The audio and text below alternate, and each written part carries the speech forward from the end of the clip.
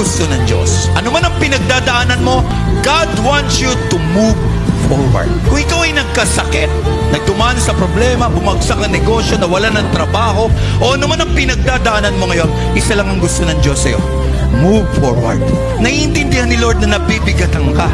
At kapag humihinto ka, naiintindihan ni Lord. Pero hindi niya na maiintindihan kung hindi ka natatayo. Hindi ka na babangon, hindi ka na lalakad, hindi ka na magpapatuloy. Kapag sunod-sunod na yung palo, umiyak ka kay Lord. Humingi ka ng tawad. Don't have that defeated mindset. Hindi kalooban ng Diyos na ang laman ng isip mo ay palaging natatalo ka. Ang kalooban ng Diyos, anak ka niya at mananalo ka at pagpapalain ka ng Diyos at may inihanda siyang mabuti para sa iyo. You are not born defeated. You are born a winner. Hindi ka pinanganak para matalo. Pinanganak ka para magtagumpay sa harapan ng ating Panginoon.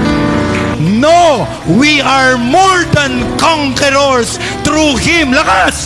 Jesus Christ who loved us. Maraming bigat na dala-dala tayo. Pero tandaan mo, kahit na mabigat ang buhay, basta kasama mo ang Diyos, tagumpay ka pa rin na lumalaban sa lahat ng bigat ng buhay. Can I hear amen?